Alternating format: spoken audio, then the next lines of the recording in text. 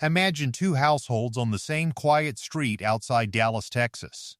The first household belongs to Kevin and Marcus. Together, they bring in $155,000 a year.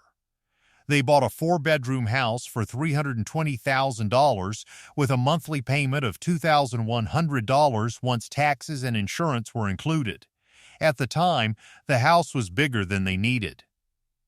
But it felt reasonable. They had two sons, wanted a home office, and liked the idea of having an extra room for visiting relatives. So they told themselves what millions of buyers tell themselves: we'll grow into it. A few streets away lived James and Daniel. Their combined income was $162,000, almost the same. In 2016, they bought a smaller three-bedroom house for $215,000. Their monthly payment was $1,400. The house was nothing flashy. Their son shared a room until the oldest left for college. The office also worked as a guest room when family visited. It was practical, not impressive. And people would sometimes say, "You guys could afford something bigger." Now fast forward 10 years. By 2026, both households are in their late 40s. Kevin and Marcus have $140,000 saved for retirement. Their house is worth $480,000 now, but they still owe $210,000 on the mortgage. Over the past decade, they've poured about $60,000 into repairs and upgrades. The roof, the HVAC system, the water heater, and half the appliances all had to be replaced. Their property taxes jumped 40%. Their homeowner's insurance nearly doubled. And they've never taken a vacation longer than 5 days because the house keeps demanding the money. James and Daniel have $620,000 in retirement savings. Their house is now worth $340,000. They paid off the mortgage 3 years ago. Their monthly housing cost is now just taxes and insurance around $800. Last summer, they spent 2 weeks in Portugal. They're already planning to retire at 58. Same area, similar income, same 10-year window. One household built wealth. The other built a beautiful house that became expensive to escape. The $700 difference in the monthly mortgage payment explains part of the gap, but not all of it. The real damage happened underneath the surface. The larger house didn't only cost more to purchase. It cost more to heat, cool, furnish, repair, insure, and tax. It pulled money out of their lives in ways Kevin and Marcus never saw coming when they signed the paperwork. And then it changed how they thought. Once they lived in a larger home in a nicer development, everything around them had to match. The furniture had to look right. The yard had to look maintained. The cars in the driveway had to fit the neighborhood. Slowly, the house stopped being just a place to live. It became the center of every financial decision. This is not really a story about two households near Dallas. It is a story about how one housing decision can quietly control your savings, your investments, your career flexibility, and your future retirement. The home you choose determines how much money stays available for building wealth. It determines whether you retire with choices or retire with pressure. That is why the bigger house may be the most dangerous wealth killer in America, because it never feels like a mistake. It feels like progress. Today, I'm going to show you why upgrading your home can destroy more wealth than almost any other financial decision, why the real cost goes far beyond the mortgage, and what the numbers look like when you stretch them across 20 or 30 years. This may feel uncomfortable if you recently bought more house than you truly needed. But that discomfort matters, because once you understand the real cost, you can make future decisions with open eyes. Before we break down the specific ways a bigger house destroys wealth, we need to start with the math most buyers never calculate. Most people decide whether they can afford a house by looking at the mortgage payment. If the payment fits inside 28% to 30% of their gross income, the lender approves the loan. Then the buyer assumes approval means affordability. But that formula is dangerously incomplete. Your mortgage payment is usually only about 50 to 60% of the real cost of owning a home. The other 40 to 50% hides in expenses that don't show up clearly at closing, but keep hitting your bank account every month for as long as you own the property. Here's where the hidden money drain begins. Property taxes change depending on where you live, but across the country they average about 1.1% of assessed value each year. On a $500,000 home, that is $5,500 a year, or about $458 a month. On a $300,000 home, it is $3,300 a year, or about $275 a month. That is already a difference of about $183 every month, or $2,200 a year, just in property taxes. Then comes homeowners insurance. In 2026, insurance for a median-priced home averages around $2,300 a year, but the cost rises with the value of the home, the replacement cost, the finishes, and the amount of stuff inside. A bigger house needs more protection, so the difference between insuring a $300,000 home and a $500,000 home can easily run another $600 to $1,000 every year. Then there is maintenance. A simple rule is to budget 1 to 2% of the home's value every year for upkeep. A $500,000 home needs $5,000 to $10,000 a year. A $300,000 home needs $3,000 to $6,000. That larger home has more roof, more plumbing, more HVAC capacity, more walls to paint, and more things that eventually break. So that extra $200,000 in purchase price can quietly create another $2,000 to $4,000 in yearly maintenance. Utilities follow the same pattern. A 2,500 square foot house can cost 40 to 60% more to heat and cool than a 1,500 square foot house. More rooms mean more lighting. More bathrooms mean more water. More space means more energy. That difference can easily become $150 to $250 a month, or $1,800 to $3,000 a year. And then comes the part almost nobody budgets for: furnishing. A larger home needs more couches, more beds, more tables, more rugs, more curtains, more decorations, and more appliances. If you add 1,000 extra square feet, that can easily create another $50,000 in furnishing costs, often paid with credit cards, financing, or home equity debt. Now add the hidden costs between a $300,000 home and a $500,000 home.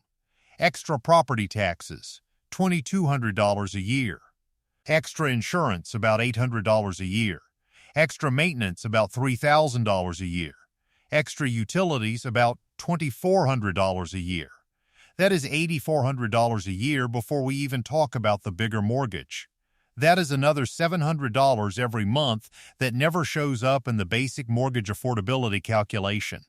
Once you add the higher mortgage payment itself, the real monthly difference between these two homes is more than $1,400. That is $16,800 every year. Invested at an 8% average return for 25 years, that annual difference grows to roughly $1.3 million. So the bigger house does not really cost $200,000 more.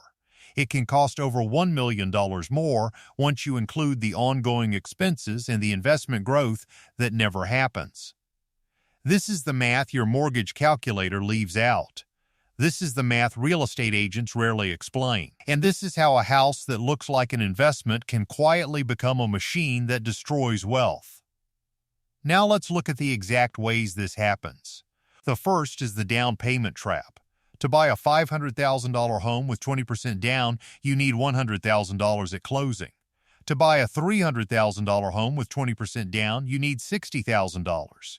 That extra $40,000 does not just disappear into the house, it disappears from your future. If that $40,000 had been invested at 8% for 25 years, it would grow to about $274,000. Over 30 years, it would grow to about $402,000. So the larger home did not only demand a bigger down payment, it demanded a future $400,000. Most people never feel that loss because they never watch the money compound. The house is visible. The missed investment growth is invisible, but invisible does not mean imaginary. The growth that could have happened never happens.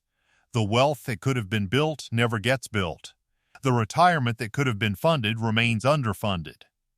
The second mechanism is the monthly cash flow squeeze. Kevin and Marcus didn't just pay an extra $1,400 a month. That money didn't vanish. It got redirected. Every dollar that went into the house was a dollar that didn't go somewhere else.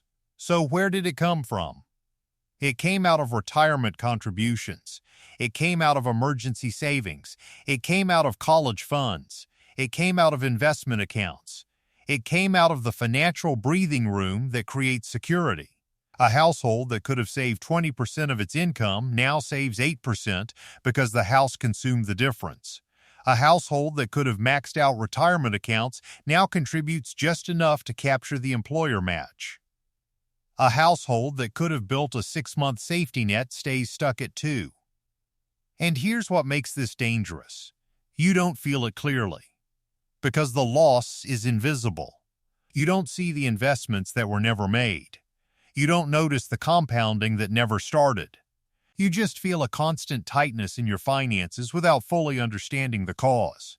For a decade, Kevin and Marcus earned $155,000 a year.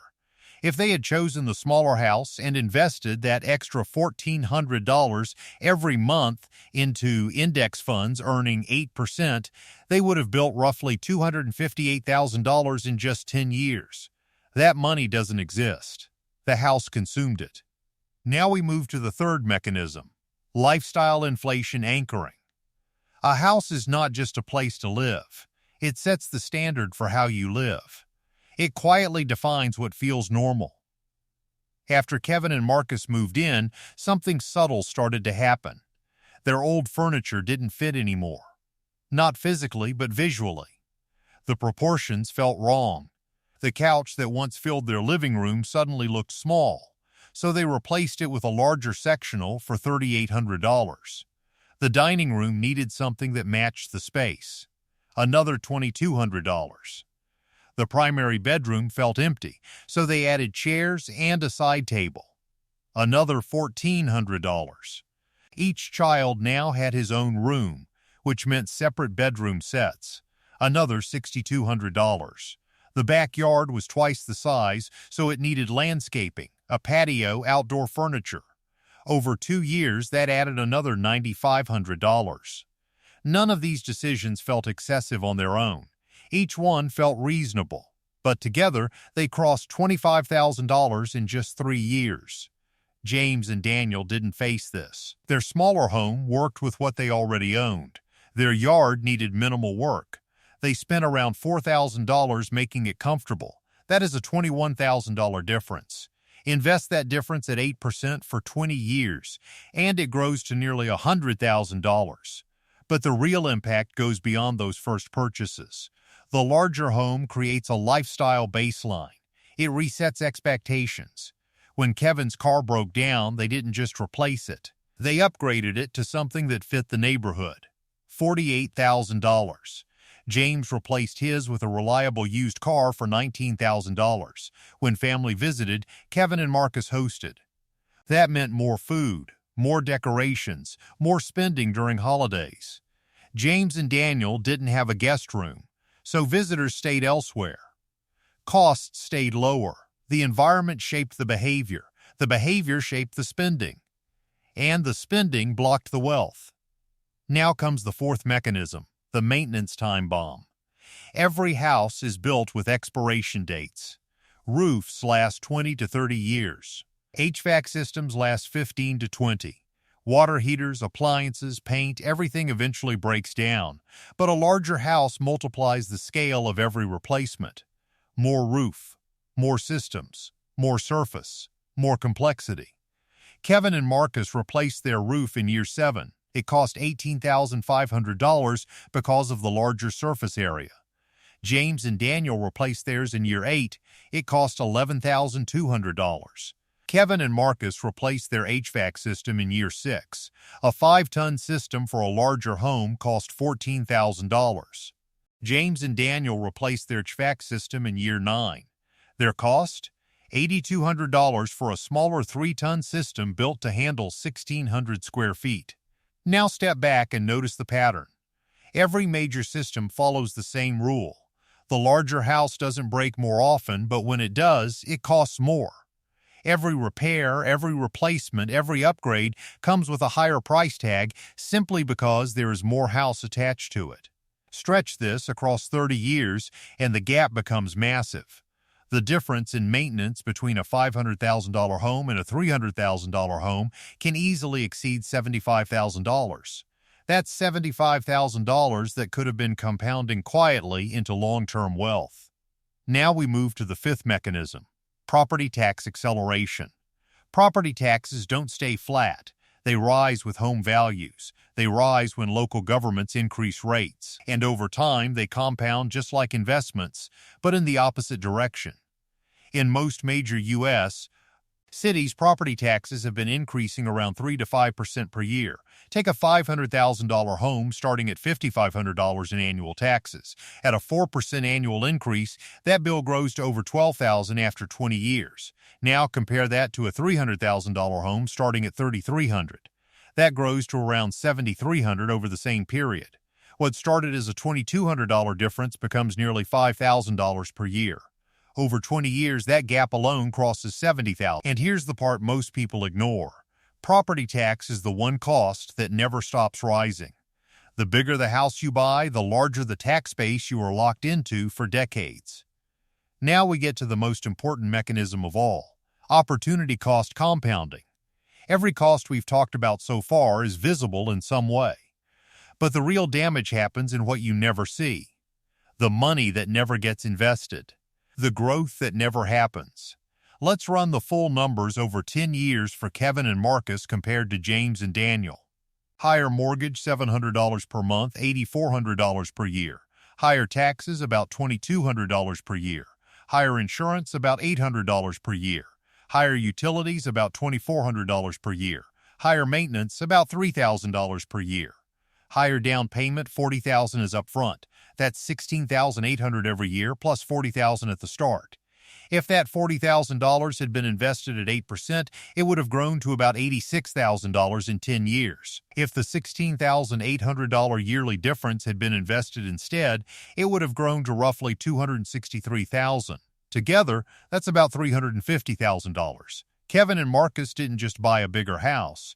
They gave up nearly $350,000 in wealth in just 10 years.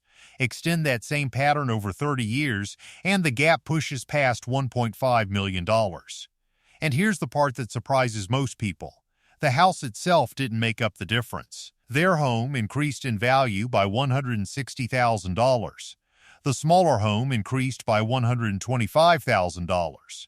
That $40,000 difference in appreciation doesn't even come close to covering the $350,000 gap in lost wealth. The house was never an investment. It was consumption, disguised as an investment. Now let me show you how this plays out in real life. A man named Daniel bought a 4-bedroom colonial outside Boston in 2012 for $580,000. He earned $170,000 a year working in software management.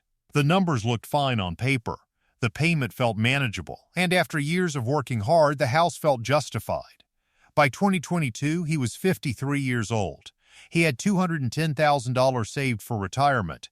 His house was worth $940,000, but he still owed $320,000 on it. His property taxes had climbed to $14,000 a year. Maintenance averaged $12,000 annually. Utilities ran about $450 a month. So he finally ran the numbers he never ran at the beginning.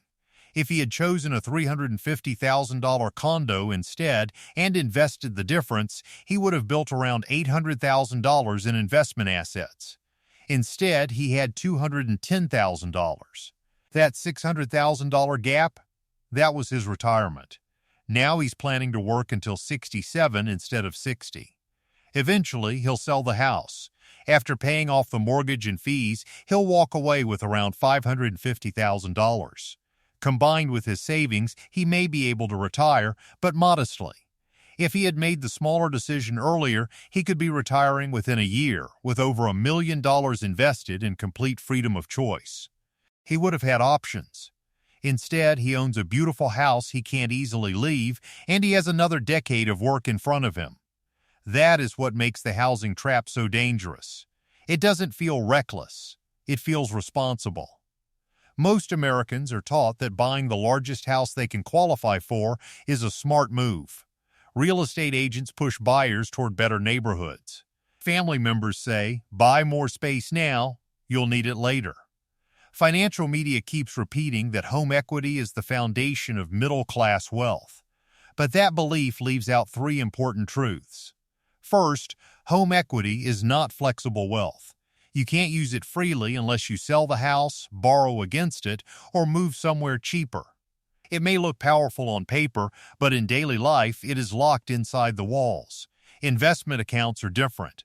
They can be accessed gradually and used with far more control. Second, home values do not always beat the market. From 1990 to 2020, U.S. home prices grew around 4.1% per year on average, while the S&P 500 returned about 10.7% per year. $1 in stocks grew to roughly $8. $1 in housing grew to around 350 cents. Third, your primary home is not like a normal investment because you still need somewhere to live. Even if your house rises in value, the next house usually rose too. Unless you downsize dramatically, that gain is not true freedom.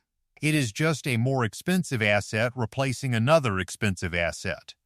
The house as investment story helps agents, lenders, and local governments. It does not help the buyer who trades decades of investment growth for extra square footage. So here is how to think about it. If you are renting and planning to buy, do not build your budget around what the bank approves. The bank tells you what you can technically survive. You need to calculate what still lets you build wealth. If you qualify for a $500,000 mortgage, look seriously at homes between $300,000 and $350,000. If you already own a home and are thinking about upgrading, run the real math first. Add the higher mortgage, higher taxes, higher insurance, higher utilities, and higher maintenance. Turn that into a yearly number. Then project what that amount could become if invested at 8% for 20 years. That number is the real price of the upgrade. Then ask yourself if the extra space is worth it. If you already bought more house than you needed and see yourself in Kevin and Marcus, focus on what you can still control. Refinance if it makes sense. Don't rush to fill every room with expensive furniture. Keep retirement contributions ahead of renovations. And be honest about whether staying in the house protects your future or delays it. If you are near retirement with a lot of equity but not much invested wealth, downsizing may need to become part of the plan. Moving from a $500,000 home to a $250,000 home can unlock $250,000 that can help fund retirement. Emotional attachment matters, but it has to be measured against the reality of paying for 30 years of life after work. And if you are still in your 20s or 30s, learn this before the decision arrives. The home you buy in your late 30s or early 40s may shape your retirement more than almost any other financial choice. A modest home bought with intention will beat a large home bought for status almost every time. James and Daniel did not choose the smaller house because they had no other option. They chose it because they understood what Kevin and Marcus missed. The house is not the goal. The house is only a tool. And that tool either protects the real goal or quietly destroys it. The real goal is financial freedom. It is the ability to retire by choice, not because life finally forces you to stop. It is the ability to lose a job without panic, help your sons when they need support, travel while you still have energy, and make decisions from freedom instead of financial pressure. A bigger house quietly works against all of that. It drains the cash flow that could have gone into retirement accounts. It traps money inside an asset that is difficult to access without selling, borrowing, or moving.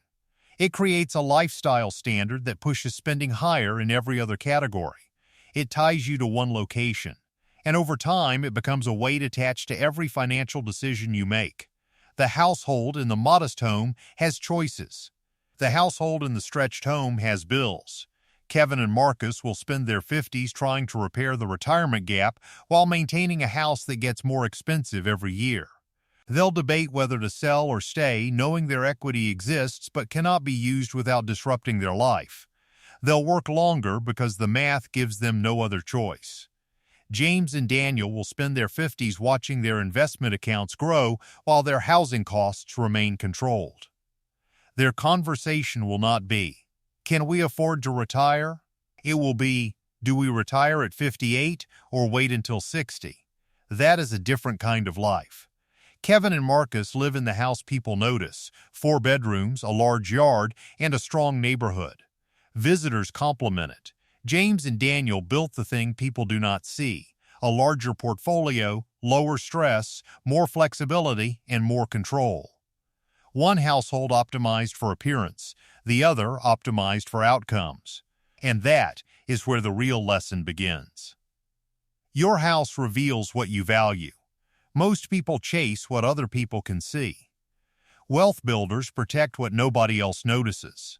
That shift is the beginning of financial transformation. Not a tactic, not a trend, not a perfect investment strategy. It starts with understanding what money is actually supposed to do. This is why financial literacy matters more than any single purchase. Interest rates change, markets rise and fall, strategies come and go, but the principles stay the same. Compounding rewards patience. Lifestyle inflation punishes carelessness. Opportunity cost never disappears. Kevin and Marcus did not fall behind because they were irresponsible. They fell behind because they misunderstood the principles. Each decision looked reasonable by itself, but over time, those reasonable decisions compounded into a painful outcome. James and Daniel understood something different. They understood that every financial decision is connected. The house affects retirement contributions. Retirement contributions affect investment growth. Investment growth affects retirement age. Retirement age affects the life you actually get to live. So if you feel like your financial foundation needs to be stronger, start with principles, not trends. Building wealth is not just about earning more money.